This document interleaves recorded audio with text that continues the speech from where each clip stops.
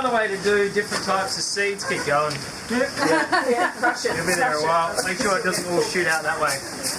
I don't use gloves all that often, but I will. There's certain types of seeds that I rub between my hands. And if you don't wear gloves when you do that, you end up with bits of seed stuck in your hand and it's quite nasty. So get a decent pair of gloves and just rub the seed between your hands. Get the pods, rub hard, it falls out. It's a bit slower, but if you don't have kilos and kilos of the stuff, or bags and bags, that's an alright technique. Plus, for some seeds, this won't really work. Thank you. Now we told me. There's some seeds I actually think about buying too because they're so hard to process, or I wouldn't want to sell them commercially, and that's things like radish, because they have this really hard seed pod. You sort of smash it with a hammer to break it, and out comes 3 seeds. And you just sit there and you go, wow, I can buy 50 seeds for $2. I think I'll just buy my radish seeds in the future. So certainly we want to be growing and saving our own seeds and processing them and getting generationally better heirlooms for your garden. But sometimes if you're just growing veggies to eat and you can get open pollinated stuff from the shop, you might as well buy some of the different types of seeds. So if we... I actually took a bunch to my classroom and got the kids to could find no skill for them. What's that? I took it to the classroom and got the kids to get the seeds out for me. They enjoyed it. Slave labour. You get so many with these, it doesn't matter how many you lose. Pay kids pocket money to harvest it for you.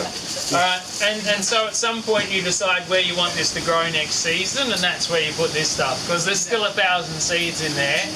And just bear in mind that if it's rocket or something, which can be invasive, like any weed, figure out where you're going to put it and be happy that it's going to come up next time. So are you happy? Where would you like this in your community garden? It's pak choy. Just have bok choy.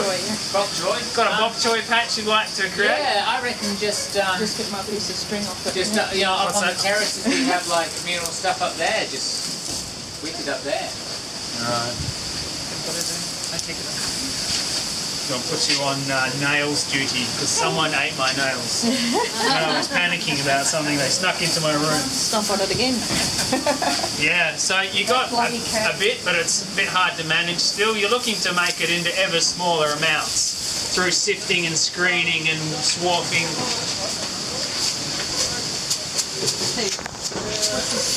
You get out your frustration while you're at it. Sorry, I'm moving a bit fast for you. Oh, it's a bit of What's that? Yeah, you can make some of these. Yeah, you can buy them. They're quite expensive though. Yeah. Making is easy. making it. Well, that's like security mesh type. Yeah. Where did you get that mesh? Where at? What was it originally? We got, is that little bowl empty there except for bags? Yep. Yeah, let's grab that. Okay, so a lot of this stuff is just loose junk at the top. It's the same as that. The seeds, from most varieties, the seeds are the heaviest, so the seeds are going to sink down to the bottom of this bag anyway. Get them to go through the screen. Yeah, you can. So everyone will have their different technique. I tend to put it in a bowl, give it a shake, and all the seeds sink to the bottom. Then I grab 2/3 of the stuff off and throw it away, and then I screen the 1/3 because it's easier to screen. If you had a big square container under that, or you were doing it on a tarp, which is probably what you do, it's much easier. Because we're doing it on this bowl, I'm going to reduce the volume a little bit before we screen it. Good day for winnowing. No, it's not actually, because the seeds blow out as well. The seeds shouldn't blow. Oh, Winnowing corn, maybe. that's it. Yeah. Another technique you can do if you're outside and you don't mind making a mess, you can just hold it and drop it, and the seed is heavy and falls straight down, and the chaff blows away. So yeah, if you give this a bit of a shake, you'll find that. What are we going to do? We'll just put it on here and make a mess for the moment. So how long do seeds last for, Charles? You know, like I don't think there's, You have to plant. I don't think there's a lot left Yep. in that. Depends on the seeds. Got a good idea anyway. Yeah, so good question. What's the age and viability of seeds? And some things, particularly the worst being parsnips, you get about 7 months. So you don't even get between the two seasons of growing before the seeds are defunct. How do they survive then? Well, they're wild and the seeds just drop in the ground and continue to grow. So Very short. if you, best thing you can do with parsnips, I'm just going to put these here for the moment. We might process them a little bit after. I mean, that comes back to all this rubbish about what time of year you plant this and what time of year you plant No, that. just wondering commercially how they manage it. In So you're nature, starting to see in the bottom you're getting it's more planted seeds. as soon as it's ripe. What I've got at home and the way it works well with my bowls, I've got sieves, like just kitchen sieves, good stainless steel sieves. Yeah, like that, but round that fit in my bowls. And it works if you don't have a huge amount of stuff. So you can hear the seeds falling down there now. Definitely the way to do this with a big square sieve like this is to just do it on a tarp. So all your seeds fall out and you just Scoop them up again. yeah, get the corners or do it on a large poster. I've got A3 laminated posters which work well because you just curl them up and the seed just goes. So you're doing this until it's kind of stopped falling through. You can see that if you haven't crunched this up enough and the pods are still in the seeds are still in the pod, you're not going to separate them and you're going to lose them. So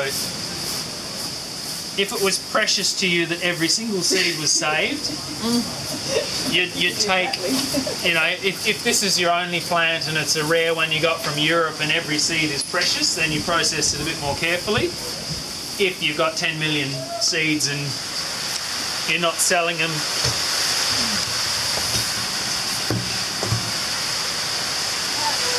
so if you have a look there, you'll see there's still a lot of stuff, and it's raining just in time for us to winnow, which is not a good partnership for winnowing. But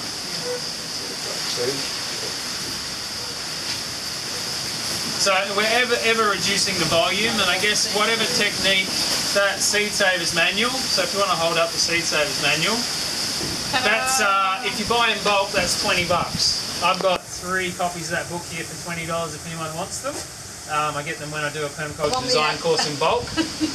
So you might pay $35 or something at some stores, but if you organise as a group, you can get them for $20 each. Oh, okay. That's including postage. That is like an Australian version. There's some American versions of the Seed Savers book and the Seed Savers manuals, which don't seem as good. That has the plant, the seed viability lists in the back. It also has the plant species lists, so and families lists. And the idea, I guess, with permaculture gardening is you get as much diversity in the plant families as you can to manage pests and problems. And companion planting is irrelevant if you've got high diversity of plants. So, right, the next bit we do, we'll start to do this, and just doing this, so popping up and down, you can see the light stuff starting to come out without even blowing it. Get in your eyes, all sorts of good stuff. It's a windy day. Thanks for standing there, Charles. No worries. If you want it for yourself, it doesn't matter anyway. So you generally give it a puff. Just leave it there. Don't need to giving them away.